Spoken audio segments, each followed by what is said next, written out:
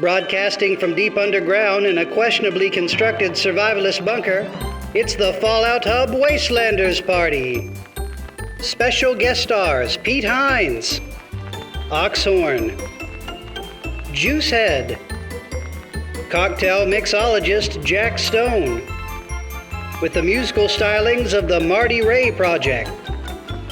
And as always, your hosts, Dave CHAFINZ, Tom Blair, Kenneth VIGUE, and I am your announcer, Cody Hightower. This episode of the Fallout Hub is sponsored by Blamco Mac and Cheese, the always delicious, hearty, and heart-conscious nourishing meal. Now with 500% more powdered, clumpy cheese. Find it at your local Super Duper Mart for just $9.99 a box.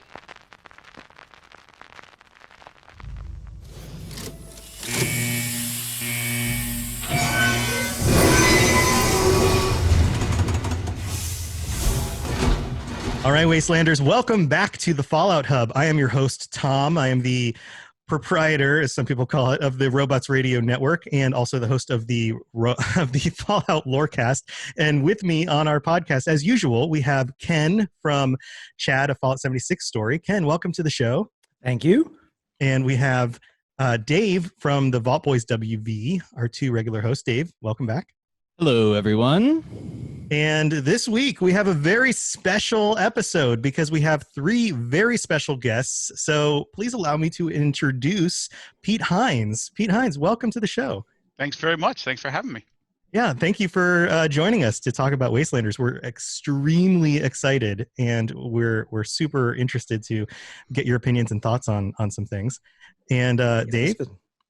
Also joining us, we have acclaimed lore master and Scotch and cigar connoisseur, Oxhorn. How you doing, Oxhorn? Doing well. Hi, everybody. Thrilled to be here. Can't wait to talk about Wastelanders. And last but And certainly Kim? not least is Mr. Juicehead. I'm not going to call you Mr. Head. That's going to be awkward. Yeah. Hi. Thanks for having me. Welcome Happy to back. be back. Yeah, this is the time that we've had you. Yeah. No. Very excited to be here.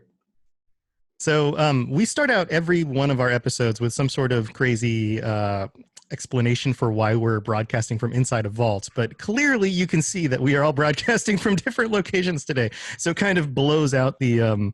Well, it's just different rooms in the vault. That's different all. rooms in the vault, which we've all decorated to our own tastes. We got this Brady Bunch kind Some of of set which up right might be here. having thunderstorms. Yeah.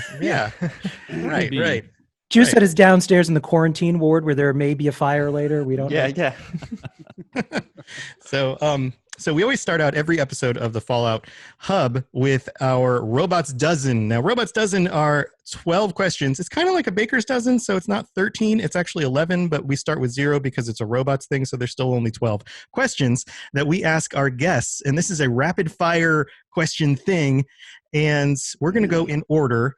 Pete, Oxhorn, Juicehead, and I'm just going to throw a question out there, and you guys just give me the answer off the top of your heads. These are not controversial things. These are not necessarily even specific to Wastelanders. They are just kind of off the top of your head, kind of opening questions. You guys ready? Yep. Sure. All right, here we go. Question number 1. What would you bring to my pool party? Booze. Good answer. Oxhorn? Oh, it's my turn? Oh, Yeah, everyone just goes through the questions. Oh, well, he already said booze. Well, What else is there? Scotch? More booze. Yeah. More booze. Little floaties, I suppose. That's excellent. Yeah. More booze. All right, Ah. perfect. Question number 2. If you were a turkey, how would you celebrate Thanksgiving? I think I'd have to eat a compatriot. I would try to flee and live life another day. Yeah. I think I would hide. That would probably be the best bet. All right. If you were to build a Fallout character with only 10 in one stat, what would it be? Oh, that's a good one. Which stat? That's a good one. Well, I guess I have to go to my most recent character and say strength because I have a 10 in strength to carry shit, so 10 in strength. Good call. I'd have to say charisma, only because where strength fails you, you can at least talk your way out of situations. I would probably do endurance and just try and run if it didn't work out and survive long enough to run away. All right. Question number 4. If you could magically be an expert in any skill, what would it be? Marketing. Amen to that. An expert in any skill, just being normal, I guess. I In wish this I day was and age, that's a an skill. expert at being normal. That'd be nice. Exceptionally normal. That's my only ambition. I would probably do cooking. I don't know. I feel like it'd be good. Handy skill. Yeah, everybody would love you. Yeah, That's exactly. very true. Yeah. Yeah.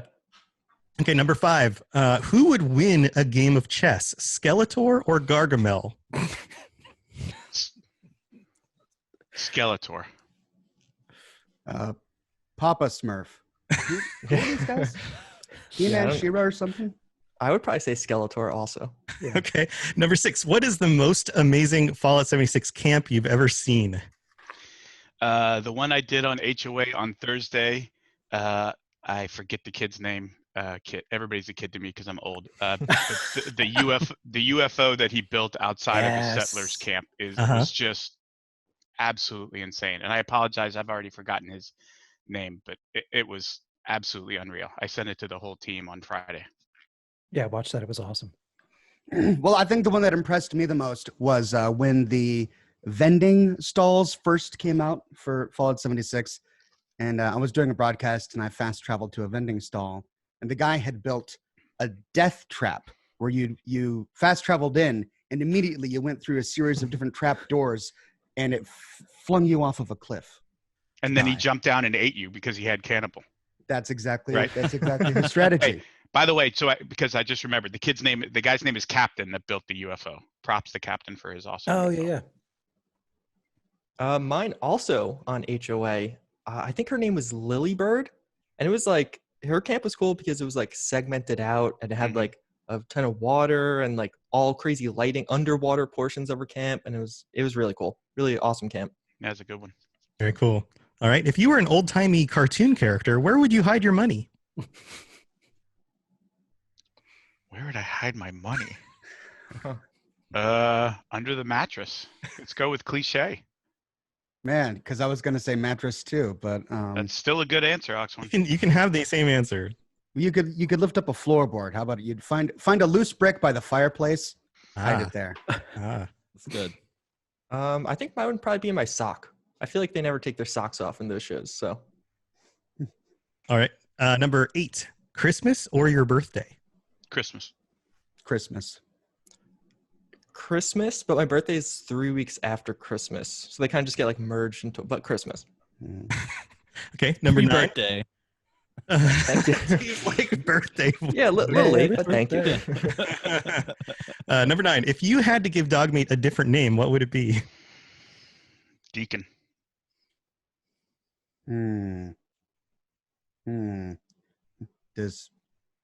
Is there like a lore implication with that? Now you've got me Deacon? wondering. No. Why Sorry. does Pete Hines think that Dogmeat other name would be Deacon? I Deacon went to is Wake Forest. everywhere. I went to Wake Forest. Wake Forest is the Demon Deacons. My very first dog's name was Deacon. He was an amazing dog. Okay, so it has absolutely nothing to do with Fallout 4. Not game related. All right. We'll establish that. What would I name Dogmeat? Wolf Patty. Wolf. That's good. A good one. I guess Rex too.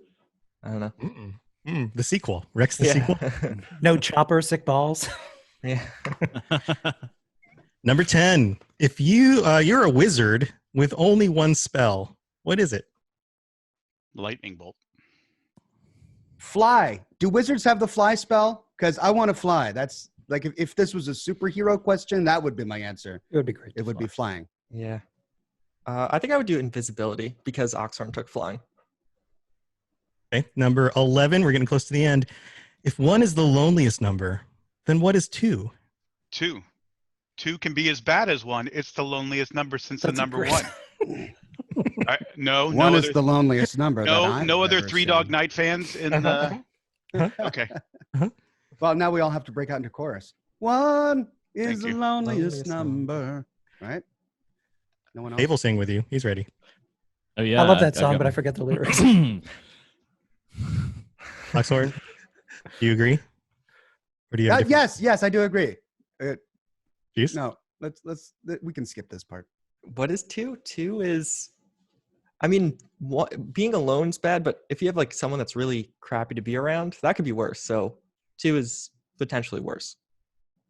Okay. And the last question, number 12. If you controlled the rain and decided to rain something other than water, what would it be? Oof. Nuka-Cola. Oh, that was a Coca-Cola. good one. Yeah. You just walk around like this. Yeah, exactly. Quantum all day. It'd be pretty too. How about Vim Captain's Blend? Ooh. And then we'd all smell like a pier. Just everyone. And if everyone smells like a pier, no one smells like a pier. The first thing that came to my mind was Everclear, just Holy- because it'd be My interesting. It's gonna make that. It's gonna make that pool party interesting. Yeah. It's gonna rain. All White right. Claw. Well, thank you for your answers. We've input this into our computer here in the vault, and it is processing your goat. We will be revealing to you what your optimal professions are. And here, I've got some answers here. We have Oxhorn. It says llama wrangler. You are a llama I'll take it. wrangler. Respectable profession. Oxhorn. Juicehead, graveyard gardener. Oh, Congratulations. I like that actually. And Solid. Brain fungus. And Pete, Yeah. it says that you are supposed to run marketing for a major game publisher. I look forward to that someday. Should we So- check that? It might be broken. There you go. All right. Thank you for participating in our goat. All right. Now we're moving on to mixology. Kia ora and welcome to Experience Bar, where we are still, despite the quarantine, making video games into cocktails. My name is Jack, I'm the bartender here, and thank you so much to Fallout Hub for letting me show you guys how to make a very cool, appropriately post-apocalyptic drink. The Tick Blood Tequila Sunrise. Let's get started. So to begin the Blood Tick Tequila Sunrise, we are going to need a Collins glass filled with ice and our first ingredient, tequila. It's right there in the name after all. But here's the thing, anything that's distilled in Appalachia isn't technically tequila. It has to come from a very specific set of towns in Mexico for it to be called that. But considering we're making this booze out of blood tick bits, I don't think we're worried too much about the technicalities. 2 ounces of tequila. Lovely. Next, we have our orange juice, a key part of a real-life tequila sunrise, and technically it's not in the game recipe, but it would feel wrong to not have it in here. So, top it up, but not quite all the way, because we are going to be adding another ingredient afterwards. So we come to mute fruit juice specifically.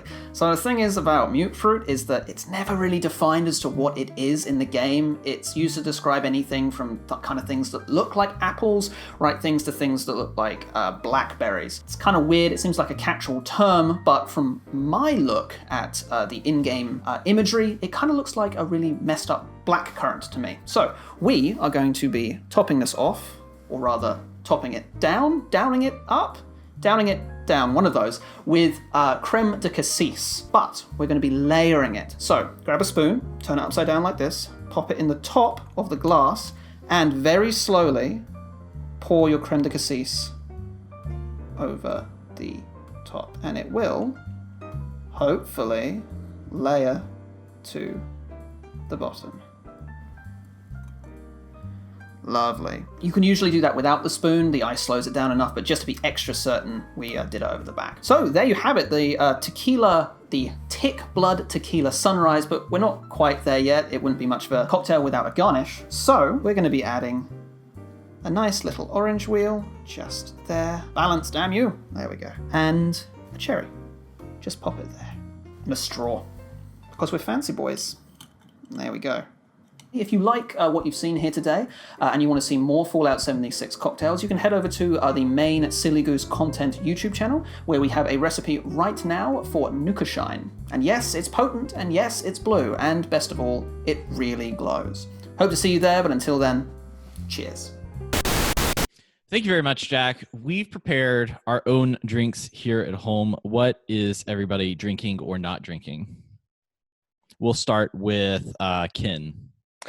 All right. Well, I was going to make Jack's cocktail, but the liquor store was closed. So I have this really large goblet with a 10-year-old port, which is really, really good.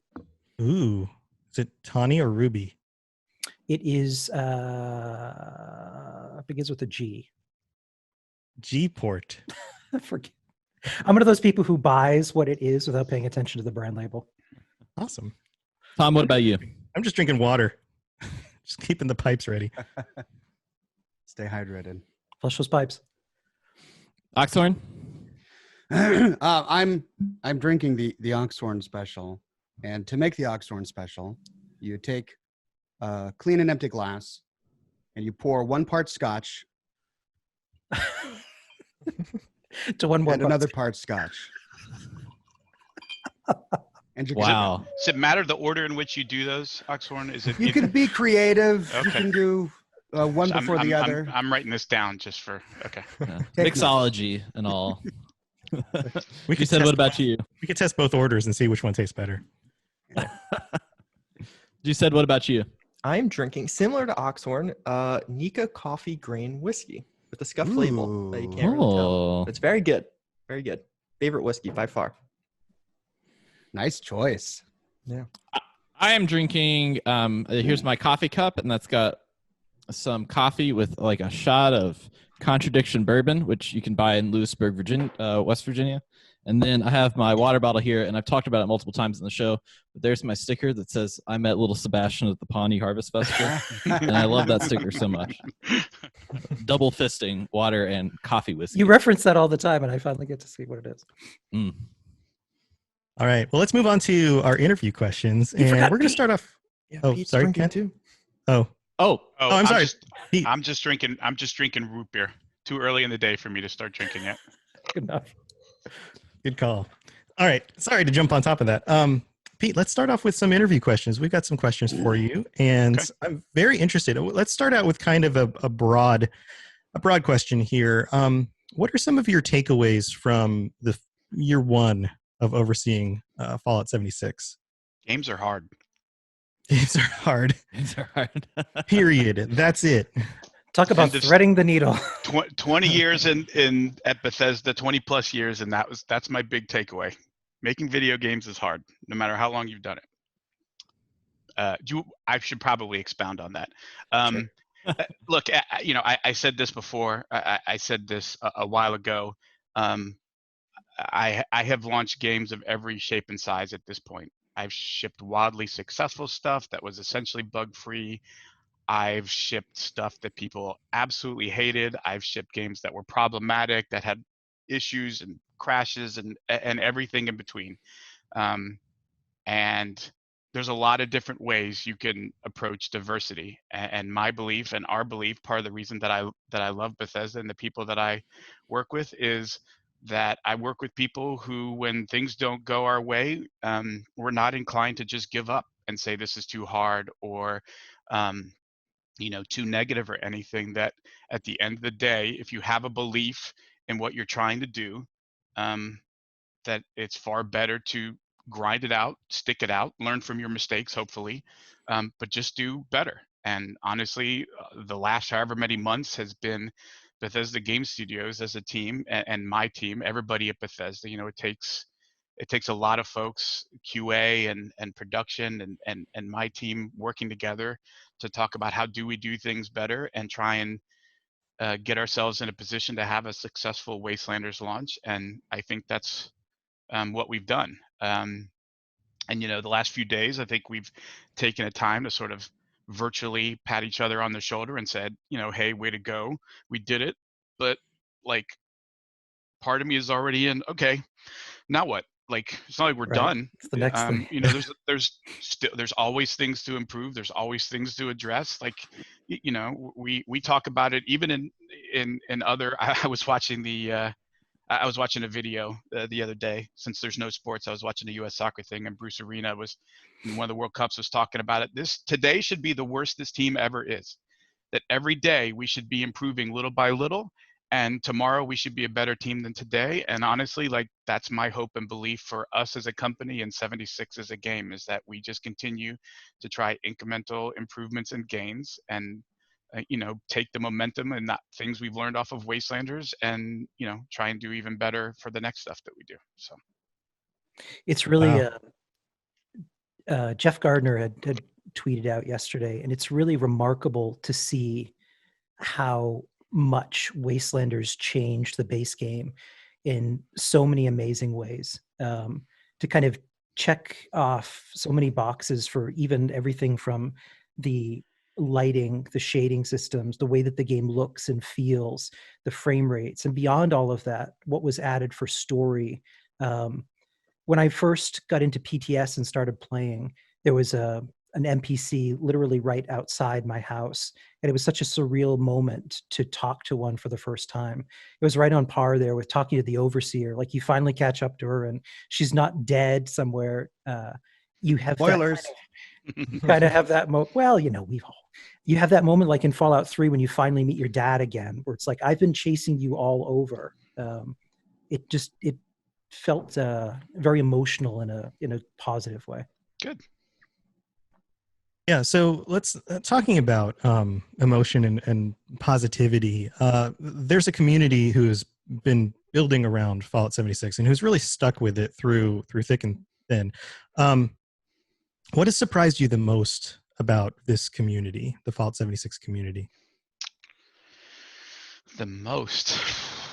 Or what things in general have surprised you about them?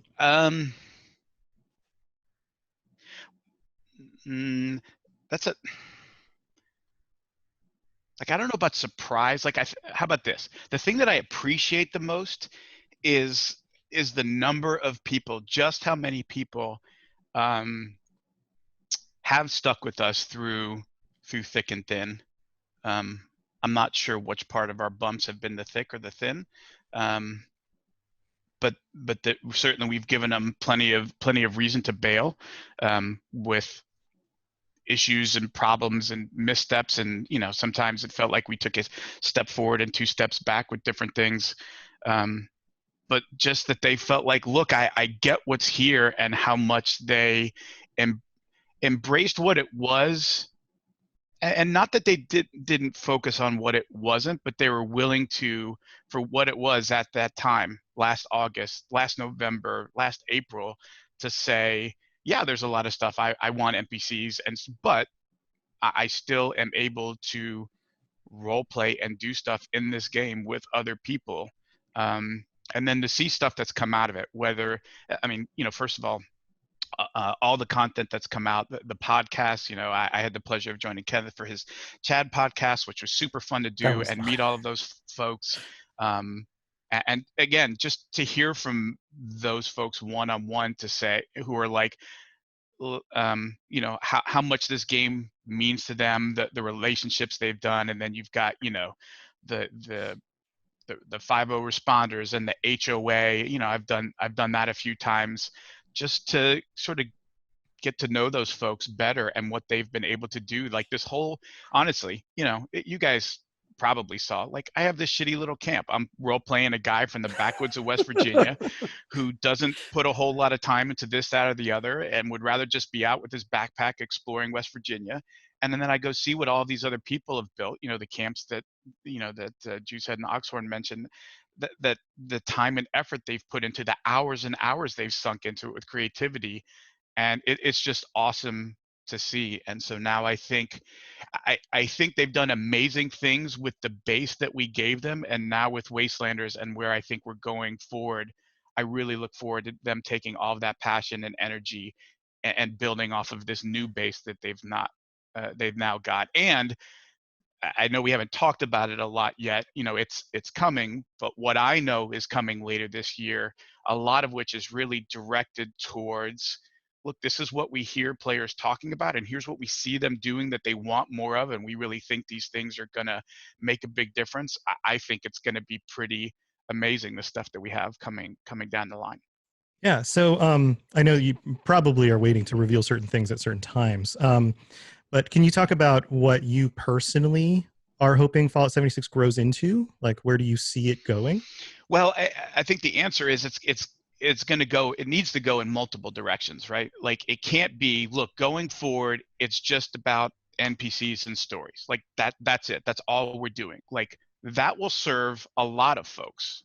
That will serve pretty much all of the folks. But at the same time, there's folks who appreciate that stuff, but are also super into other elements of this, like base building, for example, right? And like, well, that's really important. So if you only do NPCs and story building as somebody who's really into the base building and camps, like this is as far as you're going to take me, and this is the most you're going to get me as far as tool sets. So, I think it's going to have to go in a number of different directions at different speeds, at different intervals. But, I think that will be important. The M word is still floating out there. People wanting to know about, hey, what about mods?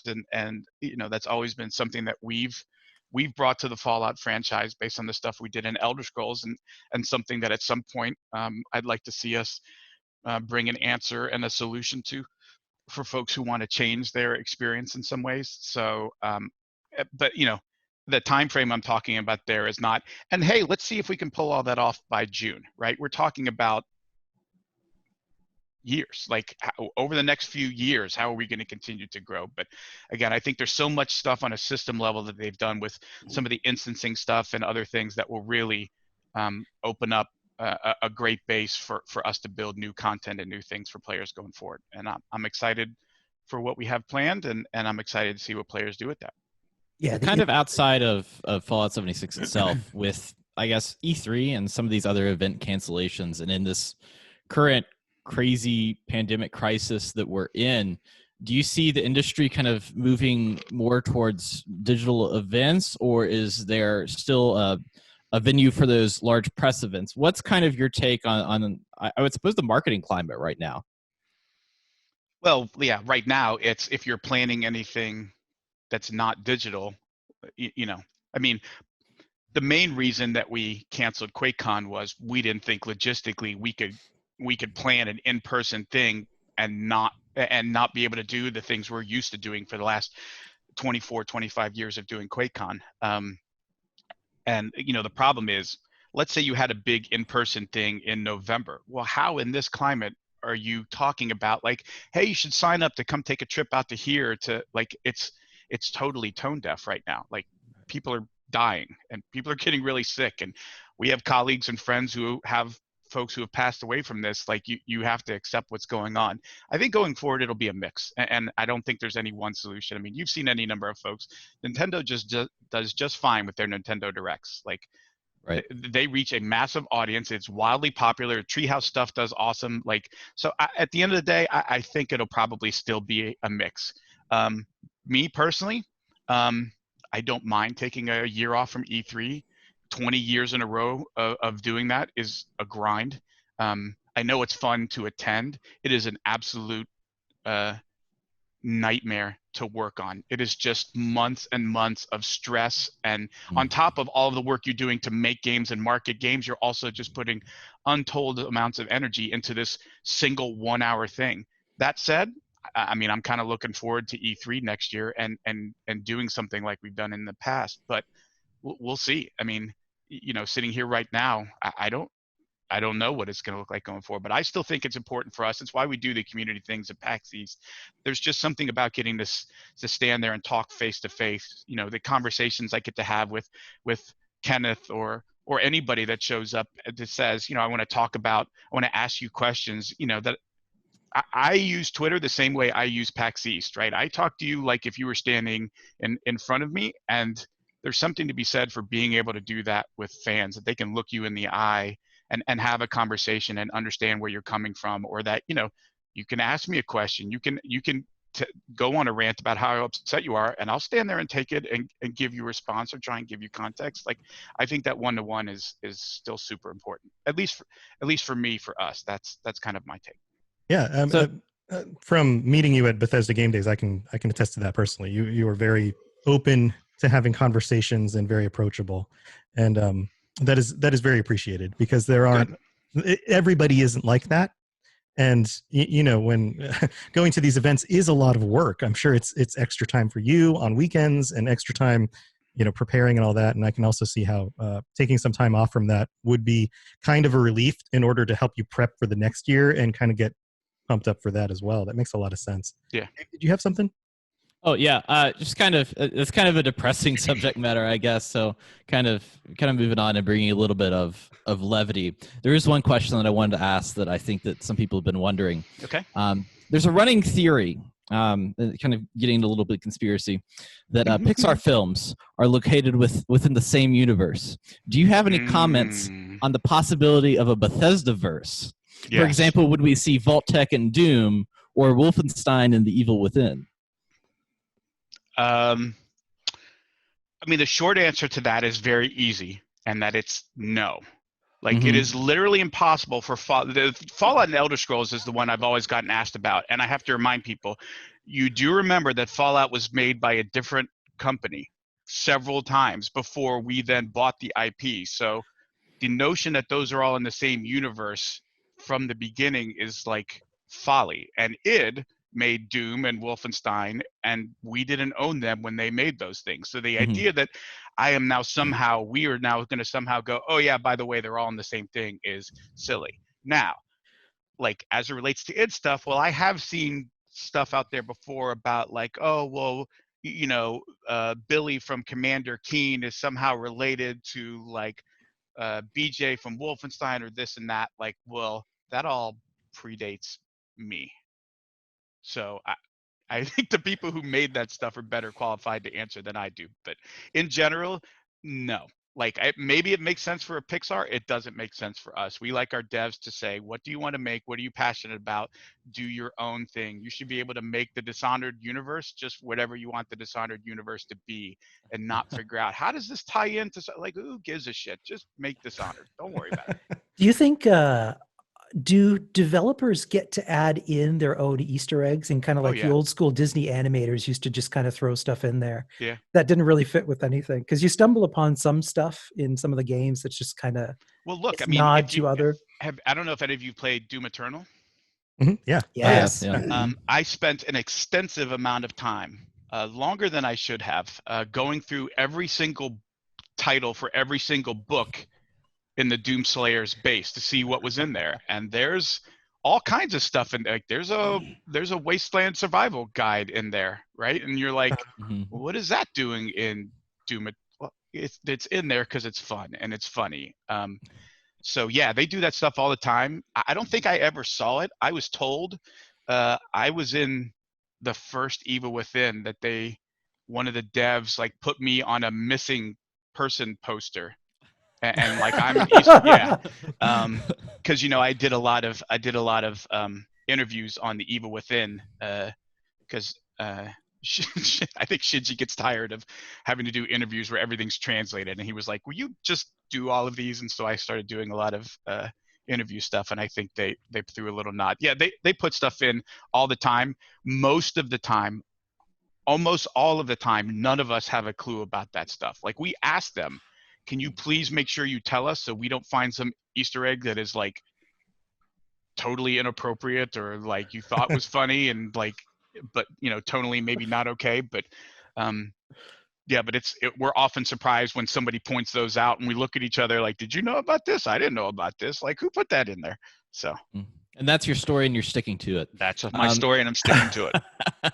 So, kind of talking about the studios and coming together, one of the things that I noticed when Fallout 76 originally launched was that there was even some input from other studios like Arcane into the game itself. So has there been any kind of like insight that Bethesda's drawn from other projects like Elder Scrolls Online when it comes to the Wastelanders expansion? Yeah. I mean, just not even specific to Wastelanders, just 276. I mean, one of the things as a company we really, really strive to do is to encourage sharing of information, sharing of resources, sharing of approaches across our studios. We have a giant, we call it the midwinter meetings early in December, where people, not everybody, because they wouldn't all fit in the building, but we get folks from all of our studios and all of our offices from around the world come to Rockville for a few days. And even if you're not in Rockville, we show everybody in the company everything that everybody in the company is working on. So every studio, regardless of what state their game is about to launch, greenlit, share so that everybody has a sense of here's what we're doing, here's why we're excited about what we're doing. And so, yeah, when it comes to things like servers or CS issues or design problems or whatever it is, like somebody in the company, you use the ZeniMax Online, there's folks there who haven't just been working on Elder Scrolls Online for 5, 6, 10 years, but had experience before they came to Bethesda, or folks that are arcane that maybe the thing they're working on right now isn't related to that, but in their previous job they did something that hey, I've got a little experience with this and here's some ideas on how to do this, that, and the other. So we really try and encourage sharing across disciplines, across studios, wherever it makes sense. But again, it's more of a dev thing, right? It's not a share 3 things with everybody else today. It's more of a if you have a problem, you need to reach out. Designers talk to designers, artists to artists, that kind of thing. It's a really good culture. Yeah. So to wrap up this segment, the last question I'd like to throw out there is just, what is your typical night of playing 76? What is that like? You said you like to explore. I like to explore too. Yeah. So the character, the main one that I have, I usually play on Xbox, mostly because after a day of being at my PC, I'm looking to not be at a keyboard. Plus, I can sit next to my wife and she can sort of participate in what I'm doing. What I spent a lot of time doing was I would just pick sections of the map and be like, I'm gonna explore this today. There's stuff there I don't think I've discovered. I'm just gonna walk that way and see what there is to see and see what there is to find. Sometimes it's just I have no disease cure and I need some. So I'm gonna go on a scouting trip today. I'm gonna go down by Flatwoods. I'm gonna go over by Slocum Joe's and look for fire cap and get the ingredients I need to make myself some disease cure stuff. Lately, I rolled a new character for Wastelanders, and so I'm starting all over again from scratch as a new experience. I'm not entirely sure what approach this build. I mean, I'm only I don't know, 7 or 8 or something. But I started a new character on Xbox. I started a new character on PlayStation 4.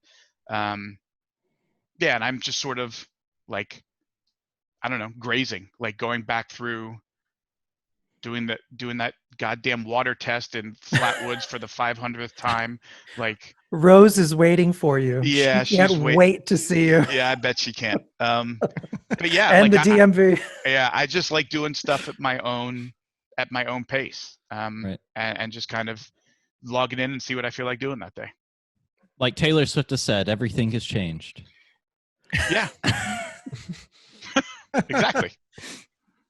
Yeah, I started a new character too, and I'm going to see if a 10 charisma build is actually possible. Is viable. Yeah, we're going to see how that works out. Charm the Raiders. Cool. Well, let's move on to Oxhorn. Oxhorn, how's it going? Going all right. Glad to be here. Yeah, welcome to the show. We're excited to have you.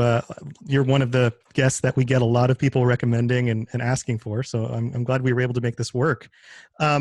So let's start out with this. Now that you've had a bit of time to create content back again with traditional Fallout dialogue, because the dialogue trees are back in Wastelanders, what are some of the differences in creating series with or without traditional NPCs? Well, with Fallout 76, before traditional NPCs came back, it was easier to create content because it was all holotapes and notes. So I was either recording a holotape or reading something myself.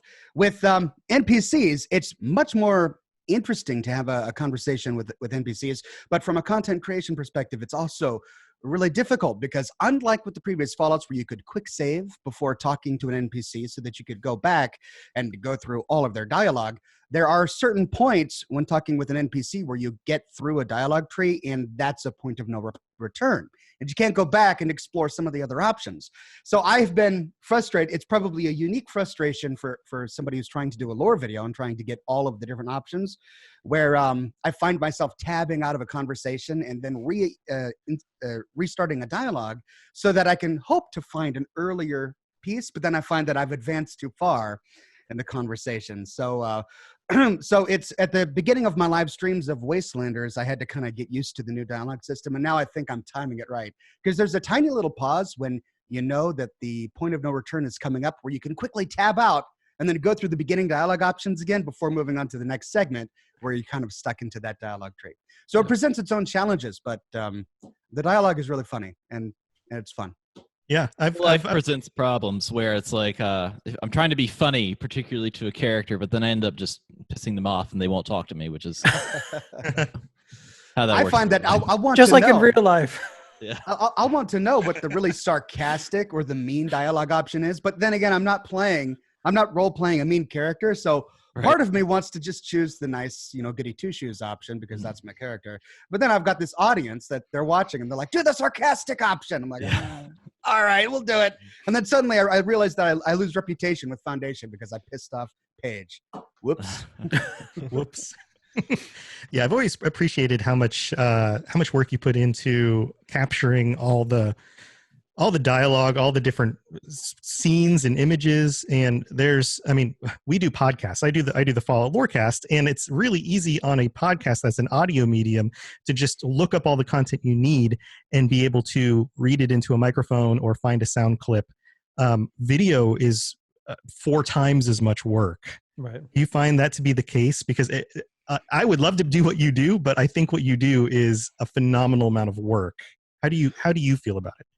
It's a blessing because I found an opportunity because it is a phenomenal amount of work, but you can do it. And most people didn't want to do it. Like when I started with doing Fallout for my channel, I had these same questions and I would try and find the answers, and I didn't find it in a video format. I would find it in either a wiki, or I have every single strategy guide and I could thumb through the strategy guide, but it hadn't been shot or put together. Right. So I figure, it's kind of like with many things. If you're willing to just go through the work and do it, then you might find an avenue for yourself that otherwise was closed.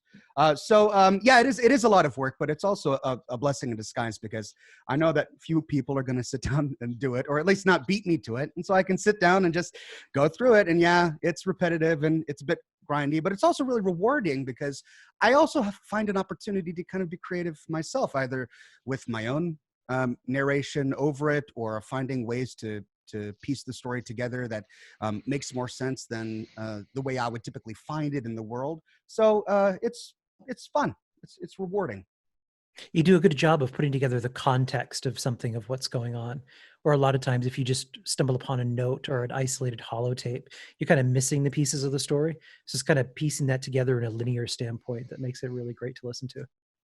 Thanks. That's one of the reasons that I started doing lore to begin with, is because when I first got into Fallout, I'm stepping into this world, and part of the charm of it is it's this wasteland with an alternate history, and you're thrown into it and you don't really know everything. You understand there was a war, that there were bombs, and you're in a vault, but you got to piece together everything by putting together the scraps of holotapes and bits of paper and terminals that you find in the wasteland. So in my first few playthroughs of Fallout 4, and then certainly when I played Fallout 3 for the first time, I had no idea what was going on, and I would beat the game and I still had all these questions. And so I figured, well, I'll just play through everything again, and instead of focusing on combat or my junk jet or any of the other things that I was focused on the first time, I'll focus on the lore. And I figured I would share everything that I found on my YouTube channel. Very cool. When it comes to Fallout 76, connecting to the internet. you guys hear Me that? too sometimes. Tom's got his own Miss Nanny out back. Thanks, Alexa. When it comes to Fallout 76, I noticed you posted, you've now made it through all of the new Wastelanders content. And I don't want to go into too many spoilers because a lot of people are still working through that. But where do you, from like a lore perspective, where do you feel like things are going to move forward? And I know Pete can't chime in on this one, but I love speculating about. Well, I can. I'm just not going to. Oh, show off. Great. I love speculation, especially when people who have a lot of knowledge in the lore, like somebody like Oxhorn, can look at things and go, okay, this seems to be maybe where we're going, or this is where I'd like to see it go. Well, I haven't gotten through everything. I've gotten through all of the quests so far. So the main story quest, the Duchess quest, and then all of the allies. At least I think I've gotten all of the allies. I've gone through all of that. But there's still a lot of new locations that I haven't explored, and a lot of lore that I haven't uncovered. So I'm really looking forward to finding all of that. In terms of where it goes, I mean, I have a lot of a lot of questions that I want answered. I want to know more about the interloper. What is this interloper thing? We find it in the Lucky Hole mine, and it's just sort of beating. And Have you been to the throbbing. deep yet? I have been to the deep, and Have you wondered what, if anything? Yeah, well, I has- called him the son of the interloper Yeah. because it's teeny. It's an itty bitty interloper. So if you But- hit it, it does have a different colored blood than the interloper does, which is the only thing I noticed. That's a What? small See, difference. I didn't even notice Color of that. the blood. See, I Blood shot is- the original interloper. I shot him a couple of times. I'm like, yeah, that's red blood coming from a plant. I'm Yeah. suddenly very disturbed. And then I Tim's over found. here going, "What do you bleed?" So we tried it again with the son of the interloper, and it also bled, but I didn't realize that it was a different color blood. Now you've given me cause to pause. But yeah, I want to know more about the interloper. I want to know more about what the cult of the Mothman, because I mean, you've got this Mothman who's tranquil and the wizened Mothman, but then you've got the Mothmans that are very violent, and it seems like the violent ones that have a cult that have grown around them, taking over Point Pleasant. So what kind of went on there? What happened the night that the bombs dropped, where all of those cultists inside Point Pleasant went to the rooftops only to be vaporized, and yet we still find cultists wandering around Appalachia? What happened there? I mean, I've got questions about I don't want to get too deep into spoilers, but the U.S. military arriving to talk to you if you side with the Foundation. How does that work when you have the Brotherhood of Steel founded by Roger Maxson, who basically took over the remnants of the U.S. military? I mean, there are lots of different things that have been introduced with Wastelanders and then Fallout 76 in general that I want to see expounded upon. I mean, what I don't want is I don't want these things to be kind of touched upon and then released. And they just kind of, whatever you believe, that's the reality. I don't like things like that. I kind of want to, I like the ability to tell my own story for my own character. But when it comes to like the plot of the world, I kind of do want some answers. So I'm looking forward to seeing where those stories go from here on out. There's a lot of people who are really hoping that at some point the Brotherhood of the Steel and the Enclave show up at some capacity, where you go through in the original quest line repairing the connection to the Zax Muldoon, or the Kovac Muldoon rather. Mhm. It's interesting to see if Modus becomes more of a threat and is able to contact the oil rig at this point in history to get some. Yeah, this is something Ken and I discussed about it how would be that might be a fascinating. thing coming up in the future. Yeah. Yeah, Modus is an interesting character. It very well could be. I mean, we already know For any 200 facial years. expression, he has a perfect poker face. Well, Damn. let me just interject here. You guys are talking on a level that I couldn't tell you shit about anyway. So you know this by now.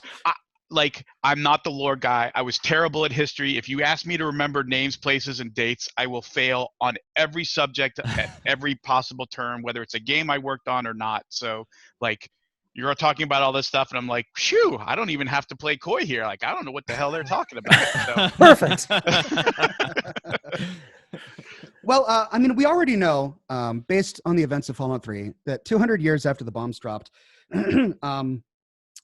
if there was a strong enclave presence in West Virginia, it wasn't strong enough to have that great of an influence on the East Coast, which is why Eden was able to do what he did in the capital wasteland, right? So I am curious to find out how the enclave story progresses. I don't know if I would want it to be a primary or big motivating part of the story going forward. And I have similar thoughts with the Brotherhood of Steel. I was surprised when I learned that the Brotherhood of Steel was going to be making an appearance in Fallout 76. I didn't know how that was going to work. And then when we find out that Roger Maxson didn't actually travel from the West Coast to the East Coast, that he just contacted people, and Elizabeth Taggarty built the Brotherhood there, that made much more sense. They've all died out now, right? Communication with the West Coast chapter is all but extinguished. So I don't expect the Brotherhood to make any further emergence within Appalachia. I would be surprised if that did happen. I wouldn't necessarily be disappointed because I'm sure that Bethesda would have a very creative way of having it work. But for me personally, I would like to see more unique to West Virginia stories be given prominence in Fallout 76. We've seen the Brotherhood and the Enclave and many of the other factions and plenty of the other games, and we have fond memories of those, and there's already enough lore on those. I want to see other stories kind of explored, other factions created and expounded upon. So that's what I'm looking for most in further iterations of Fallout 76. I'd love to be able to join the Mothman cultists as a faction. That would be awesome. It would be great. That would be awesome. It would be, yeah. I want to take part in one of their rituals. It'd be super creepy and weird. Bring us all In the college- light bulbs. In college, there was a joke that if you, so I live in Charleston, West Virginia, and if you went to the Mothman statue, which is a real thing, and it has a butt, which is strange. If you dance around it at midnight, then you will be cursed with the curse of the Mothman, which is related to this dead Native American general. So that's one of the rituals you can do in real life. Go to Point Pleasant at midnight, dance around the Mothman statue, and you'll be cursed. All right. Are you advocating for our viewers to go get cursed? Yeah, sure. Why not? It's it's all about culture. You heard it here first. And while you're there, don't miss out on the butt. Because that's Don't miss out. Take a picture with that butt because it's a butt. You have not seen anything until you've seen the butt on the Wendigo Colossus. Take a look at that. It is a YWCA locker room dad butt. If Oxhorn photogenic. or Juicehead don't jump on the opportunity to do a video about all the different butts of everything in the wasteland, then I know what my next video is. Hey, Juice, I'll leave that to you. Go for it. Yeah. It's free real estate. Thanks for this opportunity. There's a whole thread that is now dedicated to Duchess's backside. That's What? Yep. there's That's a a real whole whole thirsty community who's all dedicated Wow. to Dat Duchess. That's just. I mean, Duchess. I suppose I'm not surprised, really. I mean, Yeah. we've all I would seen like- mods. We've all I'd like seen to meet the mods. Yeah, I'm not developer who's surprised. like, I must create this perfectly. Well, I'm pretty sure Duchess shares the same model as every other female NPC in the game. So Duchess butt is probably going to be similar to Sophia butt and any other female Wastelanders butt. Unless it was like specifically sculpted, like the That's her legendary effect. right. The 3D artist on it is like tapping the guy next to him. He's like, "Hey, Kevin, how'd I do? Check out the butt on this one." Kevin at Bethesda. Yeah, Kevin. He's the guy that works next to the guy. Kevin, working- the butt sculptist. Yeah. Well, that's the longest Summon we've ever gone him. without a butt joke. I think that's a new record for us, so we'll have to mark that in the history books. There you go. So I would love to get Juicehead's thoughts on some of this stuff too. Juicehead, where do you think, first of all, how far into Wastelanders have you gotten personally, and where do you think it might be going? I beat the main story for the Raiders, and then I did Sophia's side quest, and then I've just been doing like other miscellaneous things. Where it's going, I think it go in a lot of ways. I think what would probably make the most sense would be like a conflict potentially with like a new faction. Like there's the Settlers and the Raiders. I don't know. I feel like they probably wouldn't just do Settlers versus Raiders part 2 in a new deal, or maybe I guess they could, but I could see like a third force coming into Appalachia, whether it be human or non-human, like the mass. I don't know. I could see something along those lines though. Could be pretty interesting with how they left the Settlers and the Raiders, and how this mainly explored the Settler versus Raider combat and the two different dichotomies of those factions. Right. Dave, do you have any questions? Yeah, so for Juicehead, really this is a question for everybody almost. But Juicehead particularly, seeing a lot of the critique and I guess some of the comments towards 76 in general, even before Wastelanders, the people that have played the game generally tend to be pretty complimentive of the world itself. So why do you think that 76 particularly has all of this pretty good press about the world in comparison to other Fallout games? Well, I mean, it's bigger, so that's already, there's more to see just right off the bat. But I just think the world's cool. I think the whole region approach, like when you're in the mire, you're not going to mistake it for the forest or the cranberry bog or savage divide. Like each region had its own identity almost, where in the past games, not that that wasn't a thing, like in Fallout 3, if you're in DC versus not DC, you would be able to tell.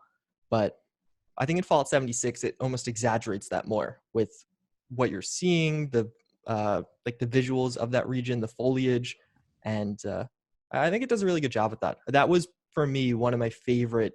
I remember in the beta when I was first exploring the world, going through each of the regions by myself. You feel really isolated. You listen to the music, you hear all the noises of that region. It really draws you in, and it was a very it felt very post-apocalyptic, which I feel like some of the other Fallouts didn't capture nearly as well as this one. I think there's Nate Perkypile and the other designers really created a masterful transition in environments in the game. Even now with, if you listen, I caught it last night. The new ambient soundtrack that's been added with Wastelanders is breathtakingly beautiful. If you just stop in certain places and listen to the score from Inanzur, it's really, it comes together in a perfect whole with the environment and the lighting and the music. You just kind of stop and take it in. That's one thing I've noticed from recently, probably the last people to go to Disney World. I went in early February, and kind of being reminded of when you go to certain lands, like you go to the Star Wars place or you go to the Toy Story place, the music kind of transitions and changes. Yeah. And even when you're in those settlements, like there's a transition, like the foundation is more. There's a lot of drums. There's a lot of horns. And then the crater, I was about to say the crash space station, the crater itself, there's like this kind of ethereal space music that's like behind all of that normal like heavy Fallout theme that I think is really interesting and cool and kind of adds to this like touring effect that the game can, because it's almost kind of, I've said this before, it's almost kind of like a Disney World map of all these different locations that you can visit, and that really adds to the effect of some of those bigger areas. Yeah. All right, so let's discuss our favorite moment from the first year of Fallout 76. And I'm going to pass this off to Pete. Pete, is there something that stands out to you as your favorite moment in the first year of playing 76? Just one. A favorite moment? A favorite moment. I really like the end of the Order of Mysteries quest line, like sort of finding out how that all resolved itself and so forth. That and the Gorman quest that Rose sends you on. I wasn't exactly expecting that. I don't know what I was expecting, but I found that particular part of her quest line interesting. Those are two that jump out to me. Cool. Oxhorn? Well, I think I've got two really memorable moments. Seeing the Mothman for the first time, it was unexpected and really cool because I was in the mire at the time, and I had just gone to the Hunter's Shack, and I just saw this. I heard this noise and this big black swooping thing go shoof right down, and I was freaking out. It was a live stream. And I was just like this level 8 character with weak weapons, and this big freaking scary thing with giant eyes appeared. And I was freaked out. Thankfully, it wasn't hostile, so I got to sneak up and take cool screenshots. That was a really cool moment. And then much later on, after we had read everything in Fort Defiance and learned about the Brotherhood of Steel, going into the cave and finding Elizabeth Taggarty's body was just a really powerful moment, listening to those holotapes. And then seeing the ruined lab there and connecting the dots between the Scorched Plague and what the Enclave was doing was like a really cool moment just in the story of the world that I enjoyed discovering. That's a good one. Juicehead. So for mine, it wasn't purely in game. It was almost, I guess, a little meta. But with Wild Appalachia, the whole sheep squatch experience I thought was really cool because there was everything came out. I think it was the Lying Low quest line it was called. And everyone expected, okay, at the end of this would be Sheep Squatch. You get to the end of it, spoilers, it's not a real, it's the imposter Sheep Squatch.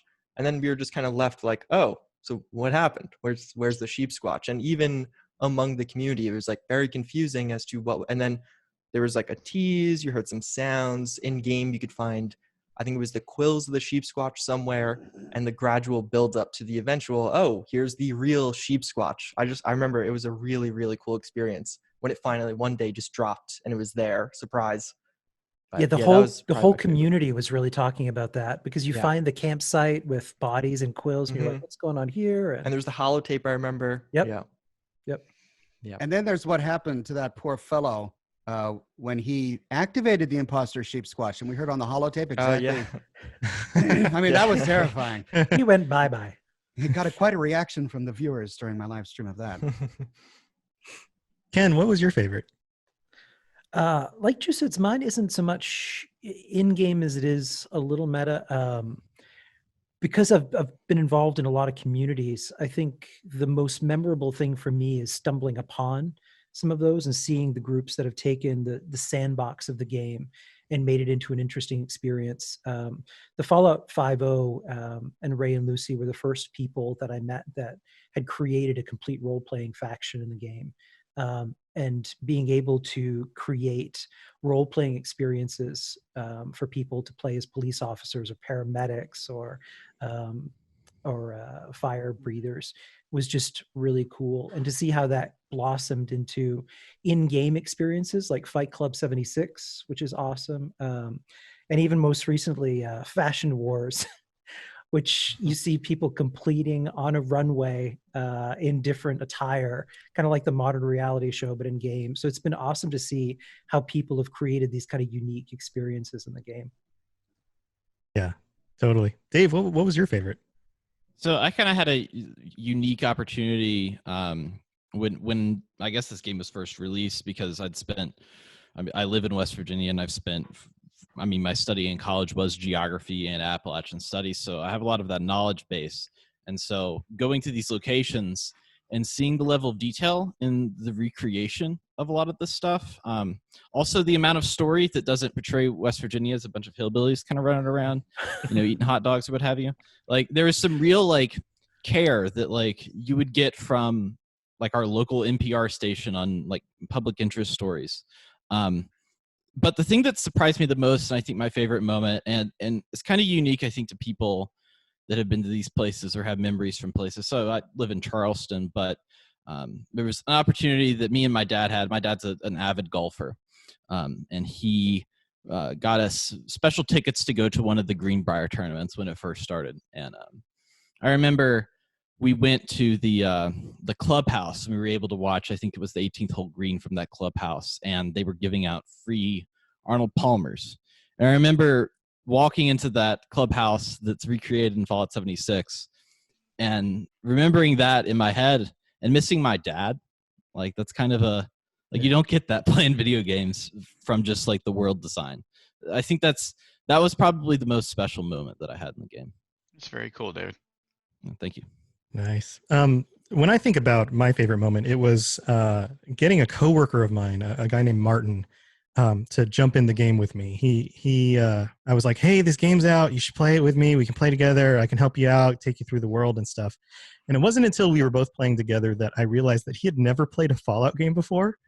So being able to experience him running into different groups of people or factions or creatures or whatever we were coming across, and see that in his reactions and be like, oh my God, what is this? And it dawned on me at one point. I was like, wait, you've not played Fallout. You don't know anything about this world? And he's like, no, I don't.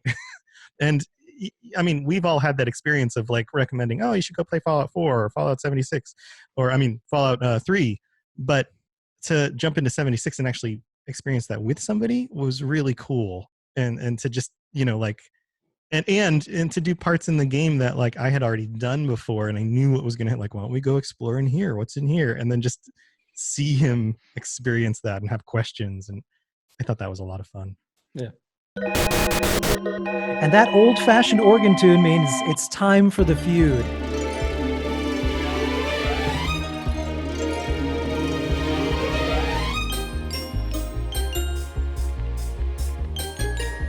Returning home to Appalachia to reclaim their lands by any means necessary, it's the Raiders, Pete Hines and Oxhorn. Give a wave. Raiders. And all the way from everywhere to plop down and declare this land is now theirs. So tough titty said the kitty. It's the Wastelanders, Juicehead and Dave Chafinz. Yeah, what do Wastelanders do? Cool. Squatters. Let's build some stuff. We have a marvelous show for you tonight. We have two teams who are going to come out and battle each other out for domination of Appalachia. I wish both teams the best of luck. Now, let's play the feud. Kicking things off for the Raiders is Pete Hines, and for the Wastelanders is Juicehead. Now, we conducted a survey of some noobs at Flatwoods and some bloodthirsty Raiders at White Spring Station, and we got their answers to a question. The top 4 answers they gave us are up on the board in order of popularity, and you have to guess the most popular answer. Okay, here's the question. 135 people were polled this question: what wasteland creature tastes the best when cooked? Radstag. Show me deer that you're afraid of. Radstag, yes. 22.8% of the vote for a total of 22 points. Juicehead. All right, Myler Queen.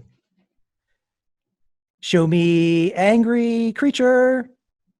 Angry creature. 16.9% of the vote. It's number 4. There are 2 left. Back to Pete.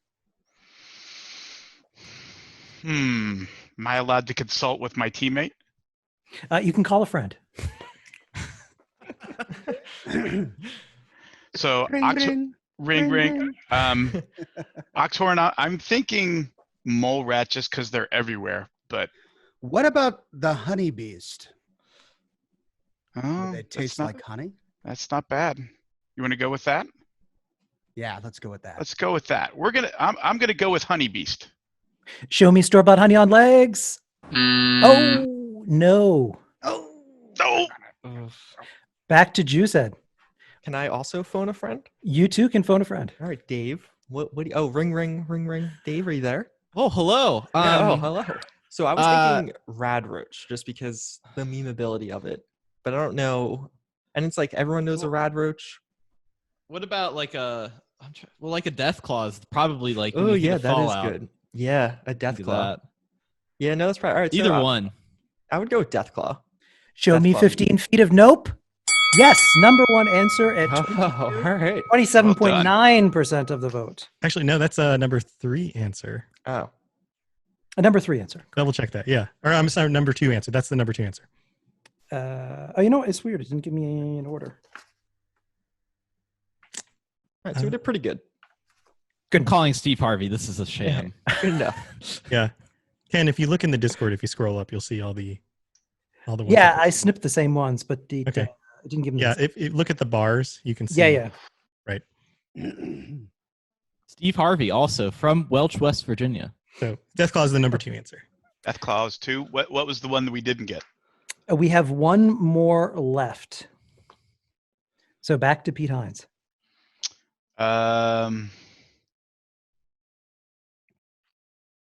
Yeah, I'm gonna go mole rat. They're everywhere. No mole rat. Back to Juicehead. 1. Now I will go Radroach. Show me DEFCON decon. No. Does it have to be meat, or can it be things like eggs and stuff like that? Oh yeah, that's true. It could be anything that you think Land people would have answered. creature. Creature. My next guess. Am I allowed to call Oxhorn back? Absolutely. Ring. Yes, I'm here. So now I'm thinking, like, is it Yaguai? Ooh. Is it, or is it? I mean, are we overthinking it and it's Scorch Beast? Oh, maybe. So Yaguai, that came from bear, and my dad once told me that bear is really stringy. So maybe not bear, but Maybe- bat. I don't know anyone who's ever eaten a bat, and mutated bat. Well, you just All right, never you know what? So let's go I'm Scorch gonna go Scorch Beast. Show me giant bat. No. Oh, Oh man. They don't know what they're missing. All right, Yeah. let's go to our audience and throw in a hint. If you want to stake a claim, you would choose this animal. First person to shout it wins. Ramen steak. Oh, yes, perfect. Brahmin, number one answer. Oh man. Good answer, Ox. Yeah. I should have known that. Raiders. Rawr. All right, next question will go to Juicehead for the team of That's Mine. We'll also have Oxhorn answering for the Gimme Gimmes. We polled 123 people who replied to this question: who would you marry? So we're looking for a Fallout major character, someone that you would marry. Any Fallout? Any Fallout? Kate. Show me that, Kate. Number two answer, 35.8%. Huh. I mean, I feel like the obvious next would be Piper, but I'm just going to go for Preston. Show me that microwave sausage ghoul. Oh, no. Well, Back to Oxhorn. I guess we'll Feel just free have to go call a with- friend. Let's call Pete. Ring ring ring ring. Yes. How do you feel about Piper? I think that's pretty solid. Pretty solid. All right, Yeah. yeah. We're gonna go with final answer, Piper. Show me the reporter with the mostest. Yes, number one answer. 43.1% of the vote goes Good to instincts, Juice. Piper. Good instincts. We have two left up on the board. Let's go back to Dave. Okay. So for marrying. Okay. My answer, based on when you go through the hashtag Fallout, the number one, I think, maybe like a romantic art that I see is Paladin Dance. So that would be my answer. Show me a tin can and underwear. No. What? But no, dance is fourth. Dance is fourth. Oh, you're right. You want to do that line again, Ken? I'm gonna need to call a friend. Tom. All right, so say dance again. Paladin Dance. Show me Dance Dance Revolution. Yes, number four answer for 9.8% of the vote. That leaves us one left. Is it our turn or Back to Oxhorn. All right, let me ring a friend. Okay. Ring. I'm here. All right, so I'm having a hard time. It's either everyone's favorite foul-mouthed boy grown up, McCready, or everyone's favorite chem-reliant ghoul, Hancock. Who do you think? I don't think people are suggesting to marry the kid. Well, he grew up, right? He's no longer a mayor. He grew into a gunner. Former kid, former gunner, now mercenary. I think it's a flip of the coin. You pick. Oh, okay. Well, I think that the ghoul has a certain sort of swashbuckling charm. So we'll go with Hancock. Show me Hancock.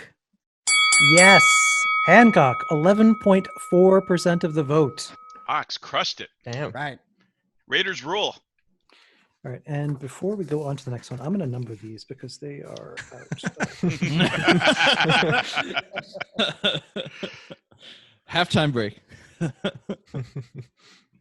If anybody needs to take a break, by all means, let me know. 3 and 4. Okay, there we go. All right, back to Raider Pete and Farmer Juice for question number 3. We polled 81 people who answered this question: which faction of any Fallout game would win in an all-out multi-faction war? Brotherhood of Steel. I was going to say that. Show me the Brotherhood of Steel. Number one answer with 51.9% of the vote goes to the Raiders. Stealing our answer. Yeah. Honestly, we Juicehead? get all of our good answers from Juice. Just Yeah, but then I just have to speak quicker. I mean, number 2 is probably, it's got to be the Enclave, right? Show me the Enclave. Number 3 answer Oh, okay. with 18.5% of the vote. I'm gonna call a friend here and check on Ox. Ring ring. Yes. So I'm inclined to go with Minutemen only because I mean, there's the optimistic part of me would agree with you. I love the Minutemen. I think they could reshape the wasteland. well, but again, I'm guessing at what people are guessing, not what the actual correct answer is. and I think more people would guess the NCR. Yeah. Well, it's probably down to those two. It's a question of which one would more folks take. Yeah. Well, if we are including all factions, not just Fallout 4 factions, right? Yeah, Correct. all of Fallout. I'm just thinking Minutemen only because they're more recent. Okay. Well, gosh, that's a You tough think one. NCR? I think NCR, but it's Look, your you turn. crushed the last one, so I'm going to go with your gut. We're going to say NCR. Show me militant Californians. Oh, no. Huh. Back to Juice. So I feel like the right answer to this question would be the Scorched. I don't know if they count as a faction, but like they would probably win. But every answer has been Fallout 4 factions, right? Like for all this and the few questions. So I'm going to say the Institute. Show me those naughty, naughty scientists. Yes, number 2 answer, the Institute, with 22.2% of the vote. They don't goes even to the care about Wastelanders. the Commonwealth. All right. They're going to replace us all. All right, last one left up there. Yeah, I'm going to stick in that vein. I don't need to check with it. I'm going to stick in that vein. I'm going to try the Minutemen. Show me. I got to mark it on your map. No. Oof. Oh, wow. Really? Gotta mark it on your map. Another settlement needs your help. One. Huh. This is a hard one because everything's been Fallout 4, but like it can't be the railroad, right? People don't think the railroad would win in a war. No. No. I don't. Sorry, So I wasn't called. Let me. Oh yeah, wait, no, I could phone a friend though. Ring, ring. Hello. Hello. So who do you? So it's not Fallout. It's not the brother, not the Enclave. Okay, so yeah. It could be so a 76 faction. It could be, yeah. They're all But dead. I mean, they're all dead. I guess they lost. Yeah. My gut is we've done the 3. We've done like Brotherhood of Steel and Enclave, Enclave. and we've done NCR. What about like I'm trying to think. What's the name of them? What do they look like? Oh, the Caesar's Legion. Oh yeah. Yeah. No, that probably is the or Mr. House. Is he really a faction? But Oh, you're right. Yeah, because he could has be a all the big one. robots. Yeah, but would people think that? I don't know. That's a hard Just one. the robot uprising. Yeah, I don't know. So what do you think? Do you think it's the Legion or House? I think it. Our fate's in your The hand right now. House. House? I'm gonna say House. All right, so we'll go Mr. House and his robot army. Show me Tony Stark and a computer. No. Tony Stark in a computer. Let's pull our I'm audience loving this. for a hint. It is a Fallout New Vegas faction. Caesar's Legion. It's got to be. It's got to be Legion. Show me True to Kaiser. 7.4% of the vote. That is the number 4 answer. Goes to the Raiders. How is NCR not even on there? What the heck? Don't know. That's crazy. Well said. Like the Loch Ness Monster. It does not make sense. Final round, final question. Oxhorn, the overboss, how are you feeling? Oh, I'm feeling Raiderific. Foundation Dave, are you ready? My foundation is strong. I don't even need a home inspector to know that. All right, final question, fellas. We polled 92 people on this big question. Who do you think is most responsible for dropping the first nuke during the Great War? Vault China. Tech. Ooh. I heard Dave first. Yeah, Vault-Tec was first, definitely. Show me those naughty Vault-Tec people. Number one answer. 46.7% of the vote goes Because to why would they build the vaults? So in this answer, when we pulled them, Vault-Tec, the Enclave, and the US were all tied together as one answer. Mm-hmm. So Okay. you can't choose. Don't choose the US or Enclave. Those both work into the first answer. Well, his first instinct was China, so Yeah. I mean, if Vault-Tec got number one, which does surprise me, though there is the Vault-Tec symbol on the well, bomb. but in the he middle. said they combined Vault-Tec and the U.S. right? So And Enclave. I think. yeah, and and Enclave. Enclave. So, So it's got to be China number two. Let's see. Better dead than red. China is number 3. 17.8% of the vote Wow. Okay. goes to the Raiders. That leaves us with 2 left, the number 2 answer and the number 4 answer. Oh, let me. It's my turn, right? Let It me is. phone Juicehead. Hello. I think. I mean, now it's kind of hard. I would guess Pam.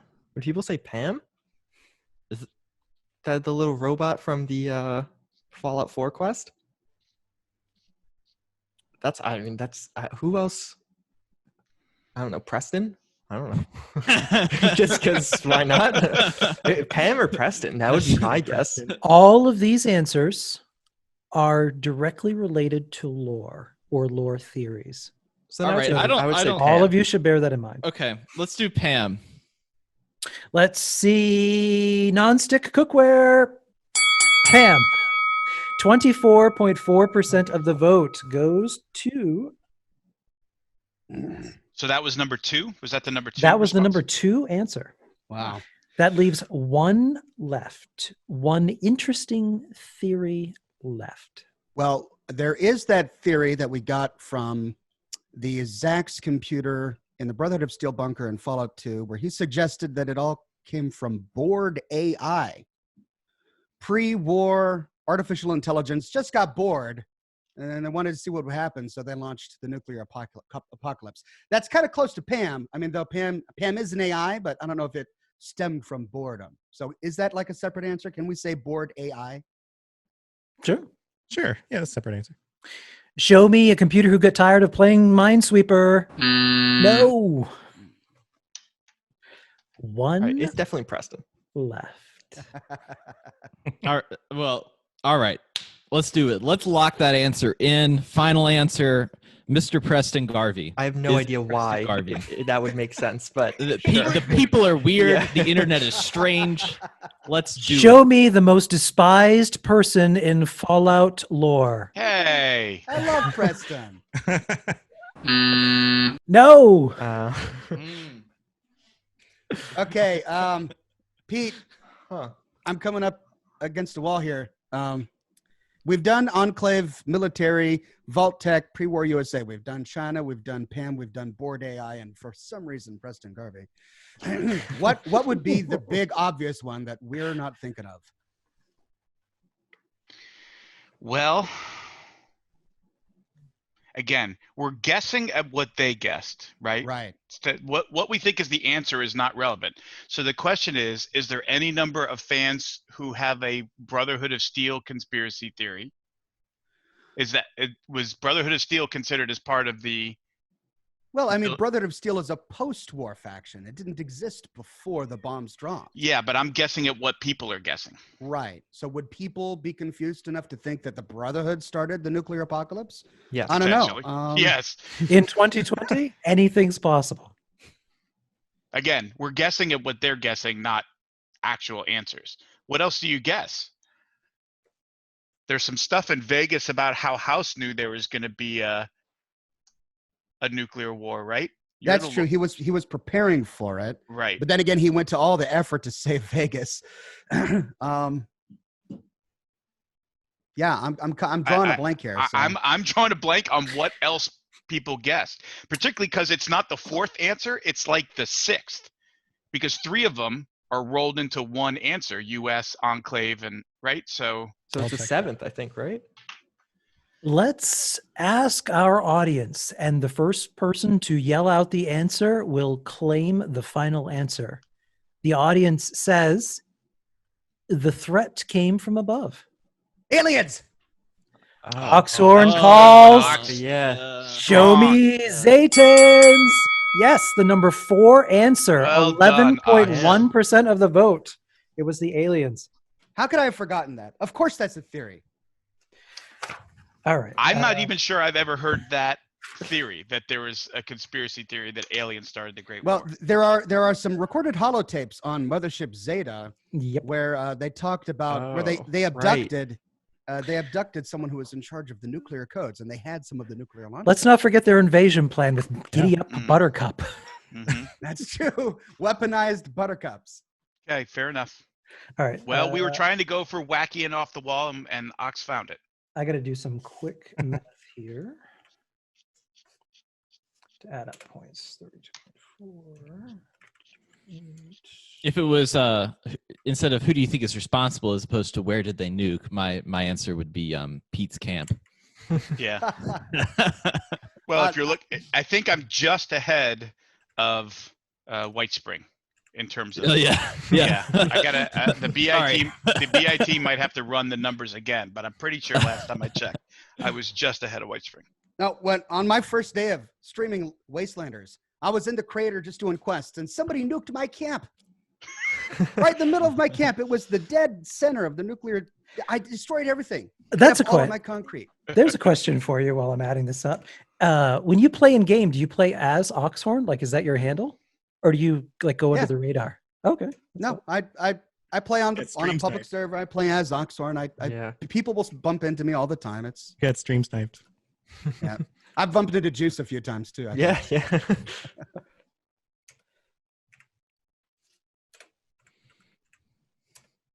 Here are the two. It should have been Preston. Are you using a TI-34 or an 83? Because 83s are really where it's Hey, well, at. while we're waiting, I'm using a Juice, brother. explain to me where the Preston theory Um, comes from. I feel like Preston's the biggest meme. So Oh, just Like, because people of would do that. it Yeah, just to be that's funny. so basically the same as my Brotherhood of Steel. Yeah, theory, exactly. Which is not whether it's practical. It's just I was thinking of what name would people spit out Yeah. when they were naming things, and yeah, I could see that for Preston. I think it should have been Preston, honestly. For like out of the fourth. Yeah. It should have been. Like the Star Wars Jar Jar Binks theory. Yeah, exactly. Exactly. Preston's like a Highlander. He was there from the beginning. He'll be there 300 years Yeah. later. There can be only one. All right, I have the points, and this concludes Fallout Feud. Winning for the Raiders at 233 points and 0.70 cents is the Raiders. Yes, get off our land. Woo! The Wastelanders will lead Squatters. with a paltry 166.40 points. Congratulations to the Raiders. The victor go the spoils and the treasure of Appalachia. But our losers aren't going home empty-handed. They'll be headed home with 16 Carlisle typewriters to scrap. Oh. Thank you for playing That's the what I feud. need. That's actually not pretty bad. good. That's not bad at all. And we'll see you next time. Wastelanders has transformed Appalachia as we knew it forever. In the week leading up to Wastelanders, players visited their favorite former spots that we knew would change. Spruce Knob, the crashed space station, and even Watoga. To close out the show, we want to get right to gaming experience itself. We're going to dive into everyone's most memorable moment since Wastelanders dropped this week. An encounter, an NPC, a quest moment, or even a new mechanic or meta. Let's start with Uncle Pete Hines himself. Take it away. Distilling it down to one is always hard. I mean, honestly, my favorite moment, and this isn't live game, this was back on the PTS, was coming over the bridge, and you know, coming down that hill from the vault and being so used to just seeing the overseer's camp, and suddenly there's a settlement there, Yeah. and there's a bar I can walk in. Because when we started PTS testing, they didn't really give us, like, we didn't get a ton of setup of where exactly is everything. So I got to experience it a bit fresh, and finding that seeing a robot out tending the Brahmin, I love walking that into the thing. bar. There's a fight going on, of course. The first time I walked in there, I don't even know if the scripts were running for that quest yet, so everybody was just sort of standing around. But like, there's a ghoul in the bar and a lady behind the bar. It was just such a great, like, holy shit, this feels so different than, you know, the last 100 times I've walked through this with a new character. I have a question on that. So you'd mentioned, I didn't know this, but you'd talked about at game days that Jason Mewes from Clerks, which was such an iconic movie for when I grew up, plays Mort. How did that even come about? Was he asked, or? I have the foggiest idea. That's amazing. Yeah. I just wondered if he was getting into voice acting, or if one of you guys went to him and like, hey, I got an idea. Yeah, I don't know. He's awesome. I found out about that at PAX East. Like, awesome. Yeah. But for me, I think it was the Wayward, that first time that really, like, having NPCs and they've built stuff that wasn't here before, really was like, wow, this is pretty cool, and I can't wait to see more. Awesome. Now to me. When we emerged on Reclamation Day, we emerged into a new world, but a silent one. Our journey from Flatwoods to the Cranberry Bog was a pursuit of just missing a living soul. Their stories told in holotapes, lost in stained notes, and the bodies of those who laid down and never got up. From a storytelling perspective, what favorite new moment did you have, Oxhorn? Well, one of the things I really enjoyed about the previous Fallouts is being able to have a companion tag along with you, and you know, talking to that companion. Well, not really talking, but being able to share experiences and having them have funny things to say at odd moments. Those are always some of the best parts of my gameplay in the past. And with Wastelanders, I think one of the best moments I had is when we started doing the quests with Ra-Ra, and Ra-Ra joined us. Well, we actually had to go into Grafton Steel and find Ra-Ra, and then she tagged along with us for a little bit, and it gave me vibes of Mothership Zeta with Sally crawling around in the pipes and unlocking things for us.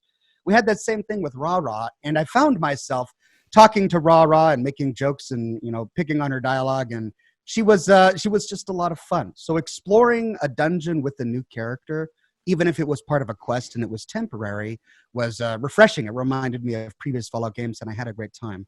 Also, having Beckett along when we were going into the Corvega parking garage was also another experience, much like that I really enjoyed. One of the more interesting evolutions of Fallout 76 in year one was a unique array of content creators, streamers, and role players who took on the sandbox of Appalachia and made it their own. From runaway fashion shows such as Fashion Wars to unique roleplay PvP between the Bunny Hood and the Bear Clave, we've seen it all. For Juicehead, who was perhaps one of the widest angle lenses and ears to the ground in the community, what is your favorite moment in Wastelanders? So mine was, I think it was my favorite moment because I kind of forgot about it, but I guess minor spoiler. Early on, doing Wastelanders, the main quest, you encounter the free radicals, and then you could deal with them in a variety of ways, which I think most people just kill them because, I don't know, they didn't like them.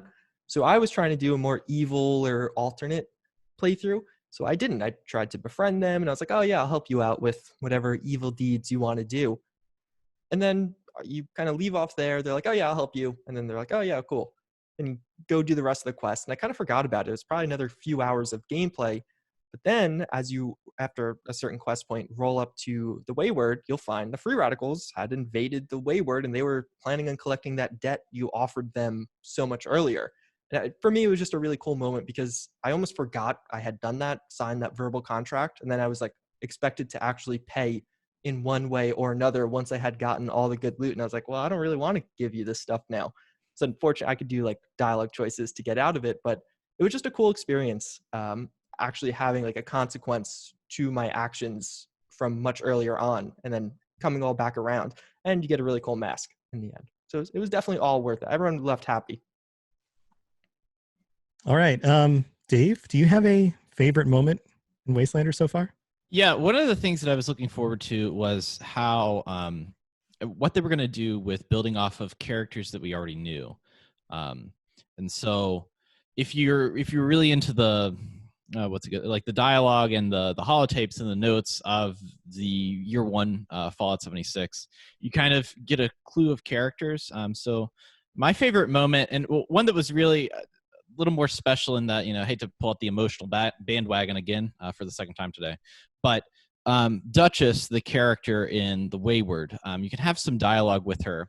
And if you had read some of the notes and found the stash in Welch, West Virginia, which is a real place, you would know that there may be some connection between that Duchess who is a drug kingpin and this Duchess who owns The Wayward. And so there's some dialogue that kind of clues to the fact that she changed her name, that she's doing a new thing. And it reminded me of my grandmother who lived in Welch and during the Great Depression changed her name entirely, never told us what her old name was, and went out on her own and like changed her. She went from she went by a nickname named Jinx, which I always thought was funny.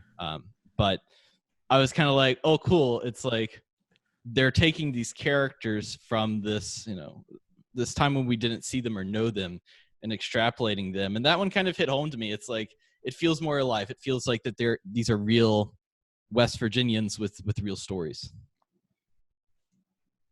That's awesome. Very cool. Ken, do you have a favorite moment? Uh-oh, hold on. I'm having trouble connecting to the internet. That's show title. Just unplug it. All right, Ken, do you have a favorite Wastelanders experience?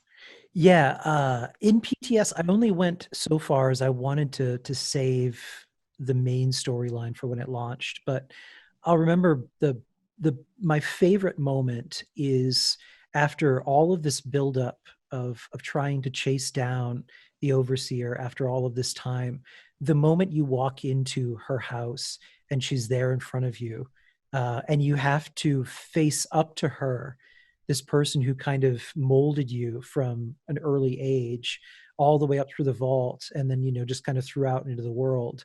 You have to face her for the choices that you've made, and basically deciding to carpet bomb nukes everywhere. Owning up to that in front of her was a really surreal moment. The subtleties and like the little nuances in the decoration of her space is amazing. There are little pieces from all of her adventures. She's got these artifacts and display cases. Finding her for me was like finding your dad again in Fallout 3, where there's so much buildup, and is he alive? Is he dead? Is she alive? Is she dead? And then finally you catch up to her. I remember having a really emotional moment, like, okay, you're still alive, and here you are, and of course you want me to go do something. I thought that was a really cool moment for me. Very cool. Now, for my moment, you probably think I would pick something very lore specific, but I'm going to go in a different direction with this because that's where most of you guys have gone.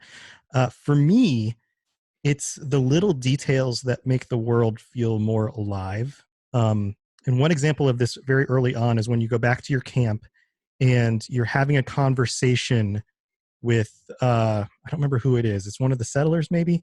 It's before the free radicals come up and approach you for the first time. You're having conversation out there by your camp. And when this was happening for me, the person I was talking to was framed in the middle.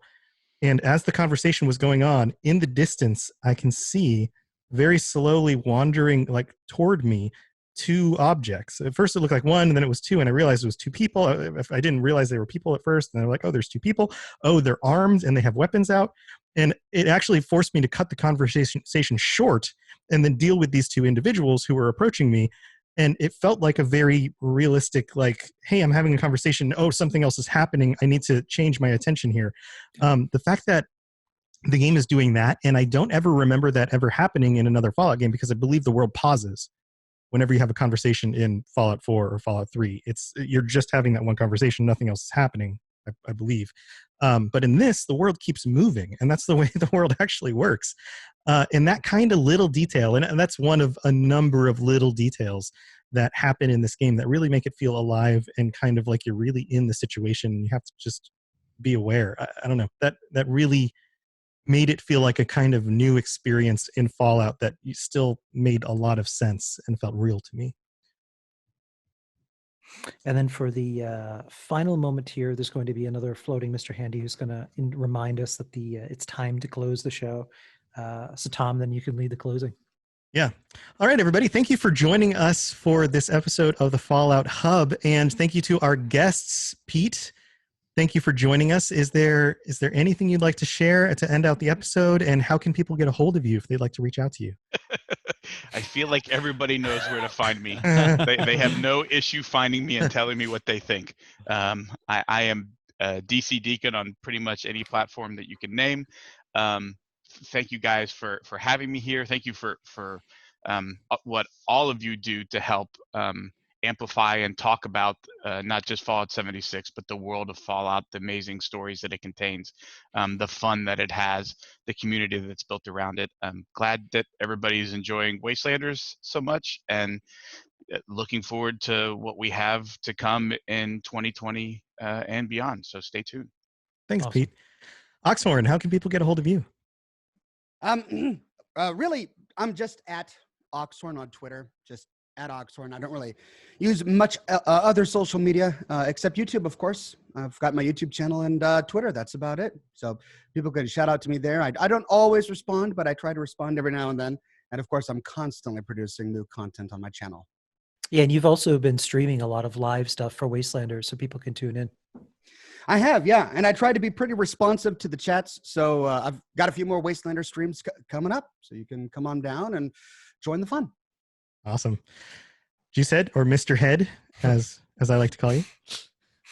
Yeah, no, I'm mainly on YouTube, also on Twitter, but pretty much everywhere you could just find me under Juicehead. You might find some pictures of bodybuilders along the way, but I'm definitely in there somewhere. But yeah, pretty much just Juicehead everywhere, making Wastelanders content right now, but Fallout overall. Awesome. Thank you, everybody, for joining us. This has been a blast for us, and this is something that we've been looking forward to ever since we were able to put this episode together. If you'd like to tune into more episodes of the Fallout Hub, then you might be watching this on a video. You might be listening on podcast. We are available on all the different podcatchers, Apple Podcasts, Spotify, all the different places. I'm your host, Tom, or Robots. If you want to find out more about the Robots Radio Network, that's robotsradio.net. You can check out my podcast at the Fallout Lorecast, and you can find me on Twitter at robots_radio. And then Ken, let them know how they can get hold of you and your projects. I'll go last because I've got that. Okay, we'll go to Dave. Dave. Yeah. Sure. You can follow me on Twitter at Dave CHAFINZ. That's kind of my personal account. If you want to go back and listen to old episodes of Vault Boys WV, which kind of covers the first year of Fallout 76 and two West Virginians playing and experiencing that, you can find that archive online. I also do a show called Mystery Time Live, in which I take a bunch of pop culture mysteries and try to solve them in the most unorganized methods possible. That's it for me. And you can find me at Fallout 76 Podcast, the Chad Fallout 76 Podcast. We're on YouTube and all of the podcast players. And now to play us out is Memphis, Tennessee-based indie band The Marty Ray Project with their beautifully acoustic cover of the iconic Country Roads, the regional emblem of Appalachia. The story of Year One is the story of the community who gave it life. For those coming back to the game or picking it up for the first time, what follows are wishes and messages from all of the streamers, podcasters, factions, and groups to check out for yourself.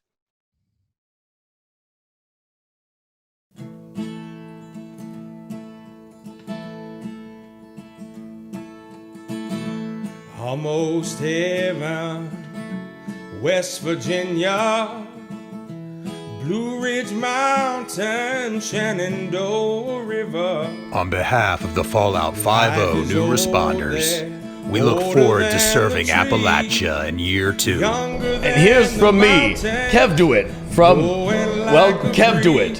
Here's to Year 2 in Wait, does anybody else hear that? From Angry Turtle and SH Games, here's to Year 2 in Appalachia. From all of us here at Tudiversal, here's to Year 2 in Appalachia. Stay tuned.